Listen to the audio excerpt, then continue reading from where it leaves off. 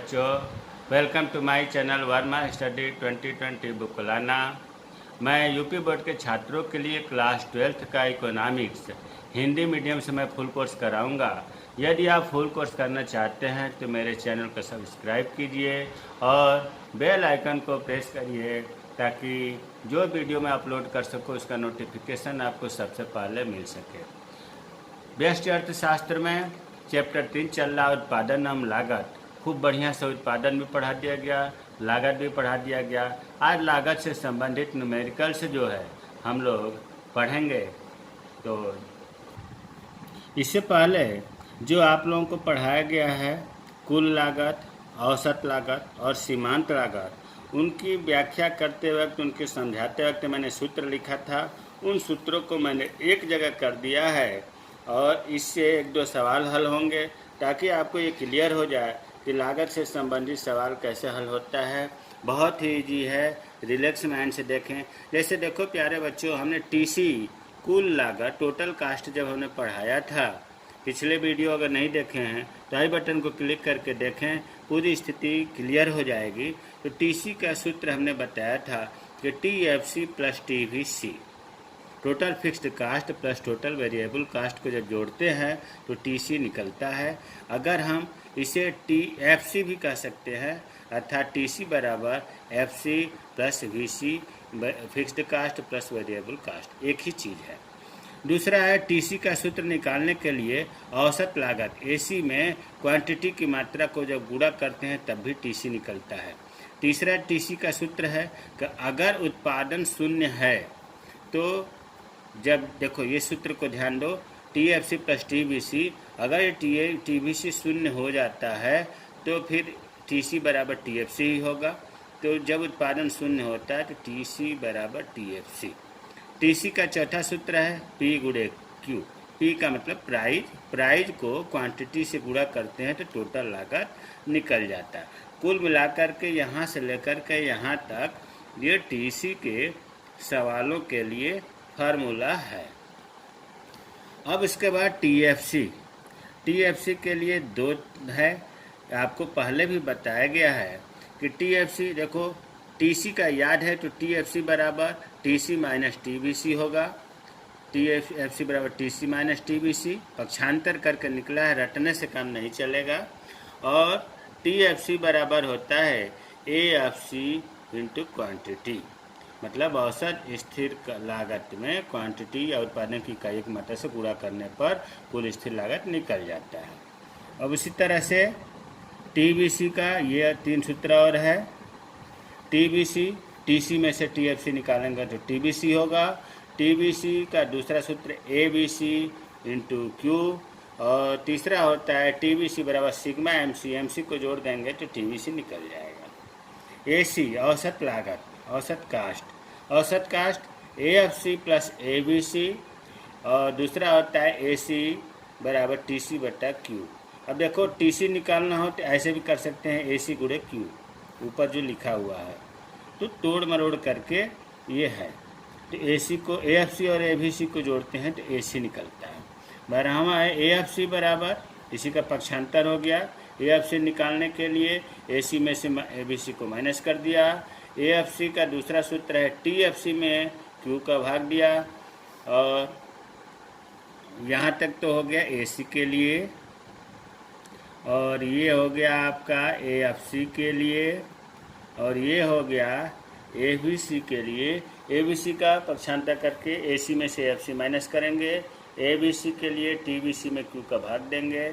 और ये आपको मार्जिनल कास्ट के लिए बताया गया है कि TBC N minus TBC N minus 1, या दूसरा सूत्र है TC N minus TC N minus 1। यार बच्चों देख करके लग रहा है बहुत जटिल है, लेकिन थोड़ा सा अगर आप ध्यान देंगे, एक दो सवाल हल करेंगे तो ये अपने आप जो है समझ में आने लगता है। जैसे मान लो एक उदाहरण हम लेते हैं, एक उदाहरण मान लिया कि उत्पादन की इकाइयाँ 0, 1, 2, 3, 4, 5 है। उसके बाद टीएफसी टोटल स्थिर लागत, कुल स्थिर लागत, टोटल फिक्स्ड कास्ट। अब यहाँ देखो हमने कुछ भी नहीं लिखा है, एक मैं आपको आइडिया देना चाहता हूँ ताकि आपके मन में बन जाए कि अगर हमें आंकड़े तैयार करने हो तो कैसे होगा। तो देखो टोटल स्थिर लागत आपको पता होगा कि अल्पकालीन लागतों में जो कुल लागत होती है दो प्रकार की होती है, टीएफसी और टीवीसी। टीएफसी स्थिर होती है, उत्पादन जीरो भी होगा तब भी टीएफसी होगा, जबकि टीवीसी जीरो हो जाता है। ये पहले बताया जा चुका है। तो चलो ऐसे ने मान लिया कि अगर जीरो उत्पादन है तब भी कुल स्थिर लागत 10 आ गया, ये मान लिया। तो जब 10 आ गया तो कितना ही उत्पादन बढ़ता जाए टीएफसी उतना ही रहता है, तो हमने सब में 10 लिख दिया। 10 10 10। अब ये आपको क्लियर हो गया, ये माना गया है कि टीएफसी अगर यहाँ 20 मानते तो सब में 20 लिखते, यहाँ 100 मानते तो सब में 100 लिखते, क्योंकि स्थिर लागत उत्पादन कितना हो बढ़े या घटे वो फिक्स होता है। अब आते हैं टीवीसी। अब टीवीसी टोटल वेरिएबल कास्ट, आपको पता है कि टोटल वेरिएबल कास्ट जो है अगर जीरो उत्पादन होता है तो ये भी टोटल वेरिएबल कास्ट जीरो होता है। और जैसे जैसे उत्पादन बढ़ता है कुल परिवर्तित लागत बढ़ता जाता है। तो हम बढ़ते हुए क्रम में कोई भी संख्या लिखते जाते हैं, जैसे जीरो लिख दिया। अब 1 इकाई का उत्पादन हुआ तो मान लिया कि 8 इकाई लागत आ गई, और अगर 2 इकाई का उत्पादन हुआ तो हमने मान लिया 10 का हुआ, 3 का हुआ तो 12, फिर और बढ़ा दिया 20, 24, 28। ये अपने मन से बढ़ते हुए क्रम में हमने लिखा है, क्योंकि जैसे जैसे उत्पादन बढ़ेगा कुल परिवर्तित लागत बढ़ती जाती है, जबकि कुल स्थिर लागत नहीं बढ़ती है। अब टीसी कैसे निकालें? टीसी का सूत्र आपको बताया गया है कि टीसी बराबर ये टीएफसी प्लस टीवीसी ऊपर लिखा हुआ, अर्थात इन दोनों को जब जोड़ देंगे तो टीसी निकल जाएगा। तो 10 0 0, 10 8 18, 20 22, 30, 34, 38 हो गया। अब एएफसी निकालना है, औसत स्थिर लागत, एवरेज फिक्स्ड कास्ट। अब इसमें अगर आप सूत्र में देखो तो 2 सूत्र दिया है, एसी माइनस एबीसी। तो एसी तो निकला नहीं है, लेकिन टीएफसी में क्यू का भाग देंगे। एएफसी का सूत्र ऊपर दिया हुआ है कि टीएफसी बटा क्यू। टीएफसी आपको ये दिया हुआ है, ये क्यू दिया हुआ है। तो जब हम टीएफसी में भाग देंगे तो एएफसी निकल जाएगा। तो टीएफसी 10 में 0 को भाग देंगे तो 0, फिर उसके बाद 10 में 1 का भाग देंगे तो 10, 10 में 2 का भाग देंगे 5, 3.3 होगा, 2.5, 2.0, 1.6, 1.6 हो गया। एएफसी निकल गया। अब एबीसी देखो, एबीसी के लिए ये सूत्र नहीं लागू हो पाएगा, क्योंकि एसी नहीं ज्ञात है, इससे निकलेगा टीबीसी बटा क्यू। टीबीसी दिया हुआ है, एबीसी का सूत्र है टीबीसी बटा क्यू। टीबीसी दिया हुआ है, क्यू दिया हुआ, तो इसे भाग देंगे। तो 0 से 0 में जब भाग देंगे तो 0 हो गया। फिर उसके बाद 8 में 1 से भाग देंगे तो 8, 5, 4, 5, 4.8, 4.6। अब ये हमारा एबीसी भी निकल गया। एसी निकालने के लिए आपको सूत्र है कि एएफसी प्लस एबीसी दोनों जोड़ देते हैं, तो ये दोनों जोड़ देंगे तो 0, 10 8 18, उसके बाद 5 10, 33, 3.3, 4, 7.3, 7.5, 6.8, 8.6। एसी भी निकल गया। एमसी निकालने के लिए 2 सूत्र है, या तो टीवीसी से निकालिए, इससे भी निकल सकता है, या टीसी से निकालिए। चलिए हम टीसी से निकाल लेते हैं। तो पहला में आपको पता है कि इसे ऊपर कुछ दिया नहीं है, ये आप 0 कर लो या डैश कर लो, फिर इसमें से घटाएंगे तो ये हो गया टीसी एमसी टी, हाँ 18। तो 18 में से 0 गया 18, फिर उसके बाद 20 में से 18 गया 2, फिर इसके बाद 22 में से 20 गया 2, 30 में से 22 गया 8, 30 34 4 और ये हो गया 4। तो अब इस प्रकार से आप देख रहे होंगे कि ऊपर खूब फार्मूला कठिन लग रहा है, लेकिन हमने एक भी संख्या नहीं लिखी थी और मान करके TFC TBC TC निकाल लिया, AFC ABC AC निकाल लिया और MC निकाल लिया। एक दूसरा उदाहरण लेते हैं।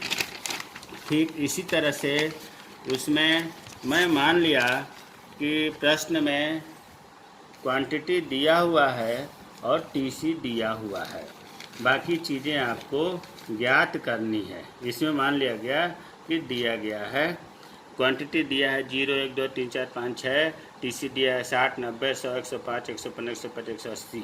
अब TFC निकालना है। अब TFC के लिए आपको पता होना चाहिए कि TC जब उत्पादन 0 होता है तो TC बराबर TFC होता है।